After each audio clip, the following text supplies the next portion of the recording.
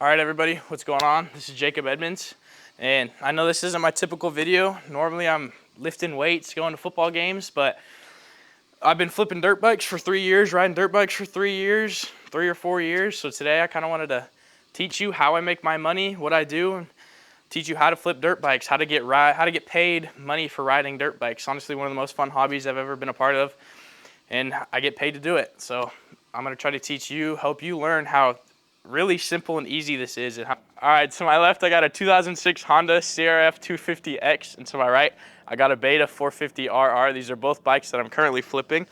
I bought the Beta for $2,400, and then I put $100 into registration. So we're hoping to sell this for around $3,000, right around there. And then the Honda I bought for $2,500 also. And we're hoping to sell this for around $3,000 to $35,000. The Hondas seem to sell pretty well. They always sell fast. But that's currently what we got going right now. Jacob's boyfriend, Miles Phillips.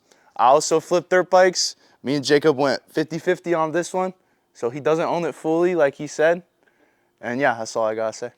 All right, so we're gonna break this down into about 5 steps on how to flip dirt bikes. So step number 1 is looking for the dirt bike. You're gonna go on Facebook Marketplace. That's the most reliable source, best source I've found. And you're gonna try to look for bikes, try to look for Hondas. Like I said, Hondas sell the best. They always start, they're always reliable. But try to look for bikes that have kind of crappy pictures, that have like a crappy description. Like this one had 2 pictures where you could barely see the bike. It had a 5-word description. So perfect flip right there, because you're gonna go home and then you're gonna take better pictures, write a better description. But step 1 is looking for the bike. You're gonna go on Marketplace, you're gonna go however far you wanna travel for it. I normally just go like 20 miles from where I'm currently at.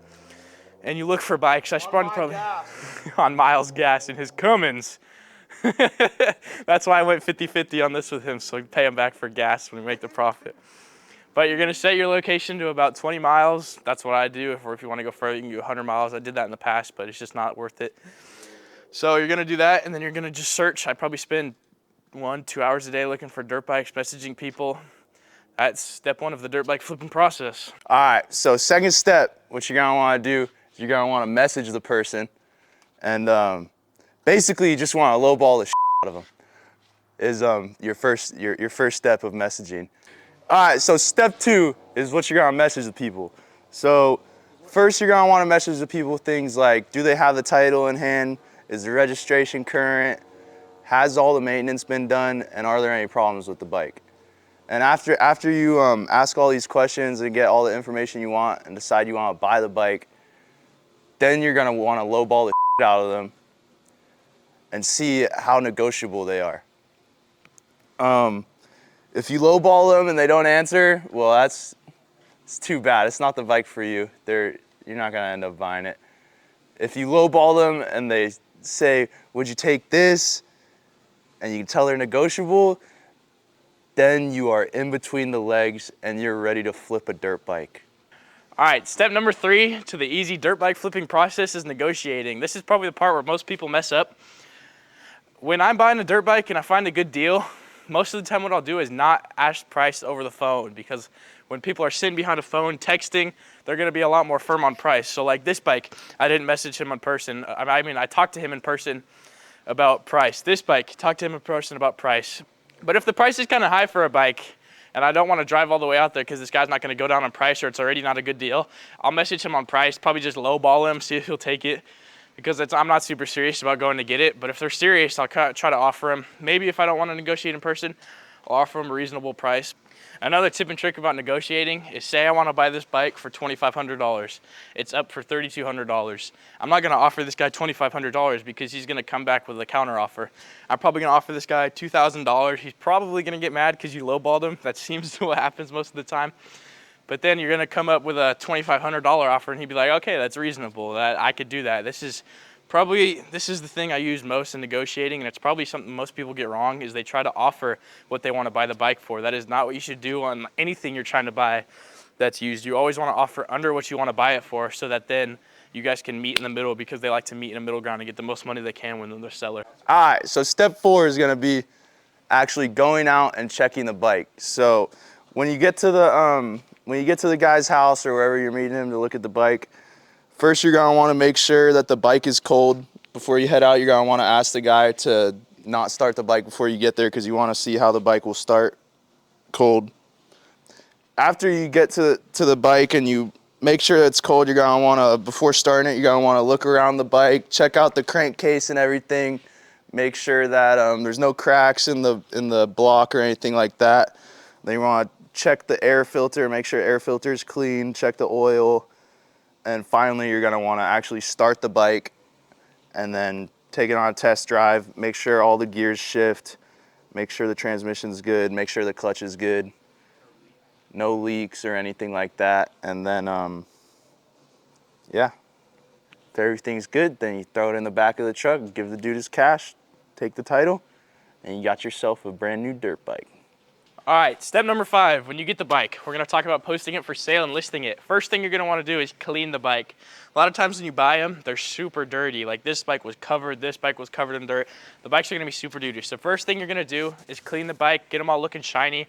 Something I like to do with my bikes is I spray tire shine over the tires mainly, but I sometimes like to spray it on the black areas of the bike. It kind of just all the time.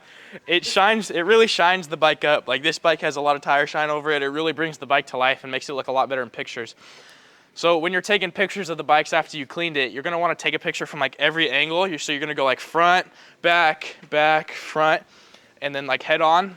And then after you do that, you're gonna kinda wanna highlight the good things of the bike. So when I was taking pictures of this bike, I took a picture of the electric start button, the front camera, the Shimano suspension, the new cooling kit that's on this bike, the Tusk lever. This bike, I kind of just like everything because this bike just has everything on it. So that's what you're gonna wanna do with pictures and cleaning it. That's step 5. You're gonna wanna make it look really nice, make it look very marketable. You wanna create that value in that person's mind that what they're buying is a super good dirt bike, super clean dirt bike. They wanna look the coolest when they're riding it. You kinda wanna create that value in that person's mind that this bike is worth what you're selling it, which it actually is, but you wanna make them feel good about their purchase. All right, so step 6 is gonna be actually selling the dirt bike. So when you got the bike up on Marketplace, people are sending you messages. If somebody asks for your address, you're not gonna wanna actually send them your address right away. You're gonna wanna just tell them what town you live in so they have an idea of how far they'll have to drive. And you're not gonna wanna send your address until you know for sure they're coming, probably like day of that they're coming, a couple hours before they're heading there. When they show up, you're gonna wanna act like a cool guy and act like you know what you're talking about so they don't try to negotiate you as much and you intimidate them. Me and Jacob are very good at doing that. I'm a very intimidating person. So is Jacob over here. You're gonna wanna be on time when the person shows up. You're gonna wanna be professional with them. Don't like walk around being a dickhead when they're trying to ask questions. You're gonna wanna try to answer all their questions to the best of your ability. You're gonna wanna be professional when they're asking questions and stuff. You're gonna wanna try to answer them to your best ability. And you're just gonna want to be friendly with the guy so that they think they're building a relationship with you, and you're not trying to rip them off, and you're trying to give them a good deal basically. As much as an advantage as possible when it comes to negotiation. The bike's all dirty and it looks like shit, they're gonna offer you a lower price because they're gonna think that it's been not taken good care of. For the title. When the person decides to buy the bike, you're gonna wanna show them the title, show them that it's clean and everything, show them that it's signed. So before you give them the title and let them sign it or anything, you're gonna wanna make sure that they have the cash on them. Usually what we'll do is, while we're counting the cash, we're gonna give them the title, let them look it over and everything. And once you count the cash, you wanna count it at least twice to verify that all the cash is there. Then that's when you're gonna give them the title and a pen so they can sign over the title. And then you always wanna help them load up the bike just so that you're being nice. You don't wanna just be a dick to the person even after you sell the bike. And then yeah, you got yourself a sold dirt bike and profit. All right, so now we're gonna go over what not to buy and when not to buy a dirt bike when you're going to check it out. So when I'm going to look at a dirt bike, this has happened probably a couple times. I'll go and look at a dirt bike and it'll take a ton of kicks to start. That usually means the valves are out of adjustment and you're gonna have to take the whole top end apart. to adjust the valves. So most of the time I walk away from that deal. If I can get them super cheap down on price, you can use it as negotiating sometimes, but it is a lot of work. You have to take everything off the top of the bike off, and then you have to adjust the valves. When bikes are also in very bad cosmetic shape, even if they have a super good running motor, it makes it a lot harder to sell. When you're selling a bike, you need to make it look presentable. You want it to look nice. You want everything to be nice and shiny, because people like the way their bike looks. If the motor runs good and the bike runs good, everything looks good about the bike is going to sell a lot easier than if you have a bike that has a bunch of cracked plastics. Plastics are missing, all the stickers are ripped off, so you want to make sure the bike looks nice. Once again, another negotiating tactic, if you're down to replace the plastics, do the stickers, those things aren't that hard to do. It's sometimes good to negotiate that way. One of the last things I do when I'm buying a bike, I go to look at it, when this is a red flag for me, is if the bike is bogging down a lot when you're riding it. That usually means the carburetor's all messed up. You need to replace the carburetor, go through, clean the carburetor. Once again, it's a lot of work to take that all apart. But again, it is another negotiating tactic if you're good at that and you can do that.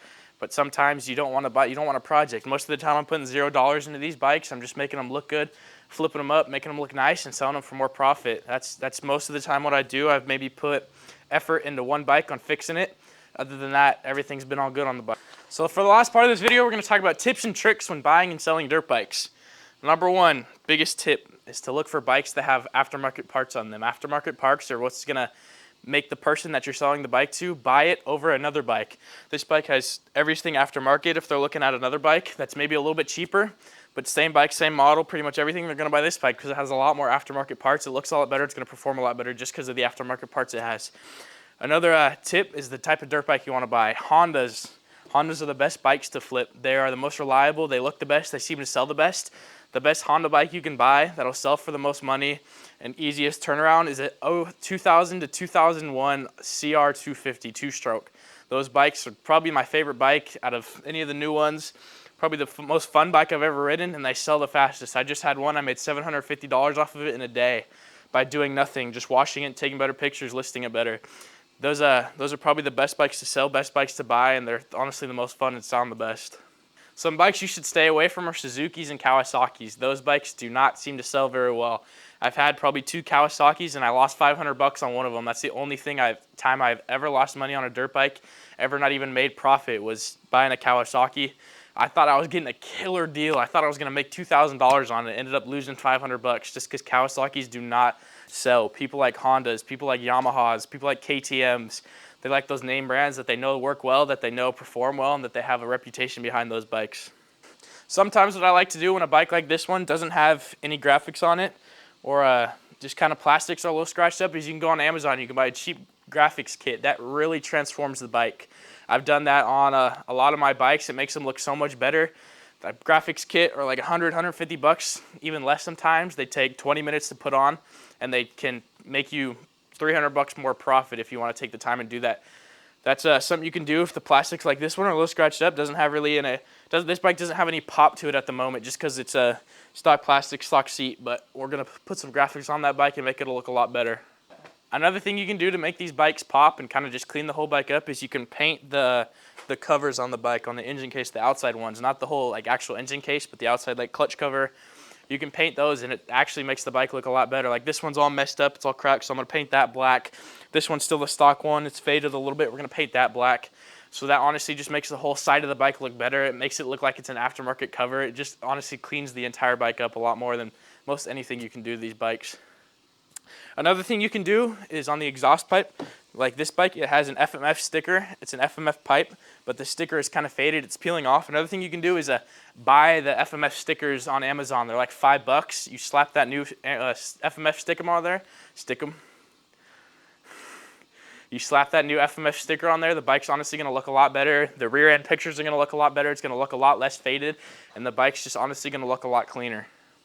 Another trick when you're negotiating with people is using silence. Silence is a really powerful tool. It's going to make them feel kind of like you. When they offer you, you kind of just sit and look around, look at the bike, look at them. You kind of just got to be quiet for a little bit, silent for a little bit. Create that awkward silence.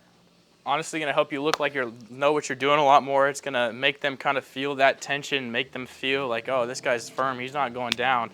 It's kind of like putting the hammer down and saying, making them just feel like, oh, this guy kind of make them feel bad in a way for offering what they offered. It sounds weird. It's gonna be awkward at first, but it really helps. All right, everybody, thanks for tuning into this video. I really hope this was able to help you learn how to make money and how really simple this process is. I really hope this is gonna help you guys get started, take the risk. Well, not really a risk involved with this, but take it and jump forward and start flipping dirt bikes, get paid to ride dirt bikes.